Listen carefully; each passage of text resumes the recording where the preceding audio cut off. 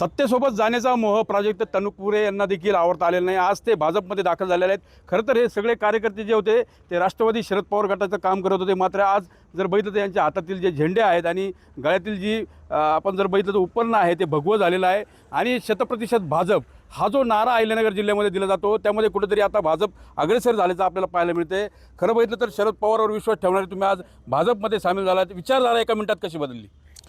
तालुक्याचा विकास व्हावा एवढाच उद्देश ठेवून जिकडे आमचे दादा त्यांच्या पाठीमागं आम्ही असे गणित त्या तालुक्यात झालेलं असल्यामुळं दादा जो निर्णय घेईल तो आम्हाला सर्व तालुक्याला मान्य असेल। तो दादा म्हणून तुम्ही निर्णय मान्य केलेला आहे। आज जर बघितलं तर भाजपमध्ये सामील होण्यावर अगोदर फडणवीसांनी जो शब्द दिला होता तो पाळलेला आहे असं एकंदरीत चित्र जे आहे ते दिसतंय आणि आज विधान परिषदेसाठी प्राजक्त तनपुरे यांचं नाव घोषित झालेलं आहे, भाजपमध्ये प्रवेश देखील झालेला आहे। काय वाटतं थोड्याच दिवसात ते आमदार होणार आहे? हो 100% आणि 100% ते आमदार होणार आहे आणि आमच्या तालुक्याला 2 आमदार लाभत आहेत। त्याच्यामुळं कामाचा तालुका आमचा जिल्ह्यामध्ये 1 नंबरचा राहील असं 2 आमदार असल्यामुळं कामाचं बी जी कामं खोळंबले होते ती कामं होती ना आता लोकांची बी आणि थोडा वंचित राहिला होता कामापासून आम्ही। तर आता 2 आमदार तुम्हाला मिळणार आहे म्हणजे आता काम देखील मोठ्या प्रमाणात या ठिकाणी विकास कामं होणार आहे। म्हणून विकास कामासाठी तुमचे नेते गेले असं तुमची भावना आहे का?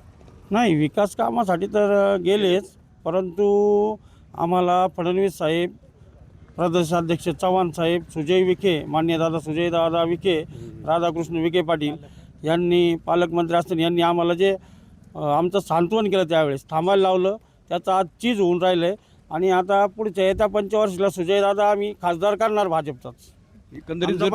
एकंदरीत बघितलं तर आता प्राजक्त तनपुरे भाजपमध्ये दाखल झालेले आहेत, तर त्यांचे जयंत पाटील हे मामा राहिलेले आहे, त्यांची देखील ते म्हटले माझ्याशी काही चर्चा झाली नाही, त्यांची माझी भेट झाली नाही। तर दुसरीकडे शरद पवार देखील नाराज आहे। मग तुम्ही कार्यकर्ते म्हणून कसं बघता? उद्या तुम्ही खरोखर त्यांच्यासोबत उभा आहात तर शरद पवारांच्या अगोदरच्या साथीमुळं त्यांची संपर्क करणार का कार्यकर्ते म्हणून? नाही, आमचा तनपुरे हाच पक्ष आहे।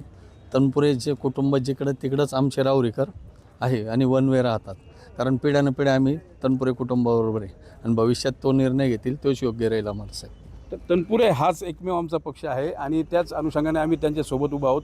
एकंदरीत जर बघितलं तर आता राहुरी तालुक्यामध्ये एक विधान परिषद आणि एक विधानसभेचा आमदार मिळालेला आहे। त्यासोबत जर अहिल्यानगर जिल्ह्याचे चित्र बघितलं तर भाजप आता जवळपास 4 विधानसभेचे आमदार, 2 विधानसभेचे आमदार, विधान परिषदेचे आमदार आणि एक अपक्ष जे सत्यजित तांबे आहेत ते खरं तर भाजपसोबतच आहेत आणि शिवसेनेचे 2 आमदार आहेत। त्यामुळे माहितीची ताकद जी आहे ती अहिल्यानगर जिल्ह्यामध्ये वाढताना दिसते आणि विधान परिषदेमध्ये नक्कीच याचा फायदा होईल यात शंका नाही। मनोज गाडेकर, TV9 मराठी, राहुरी, अहिल्यानगर।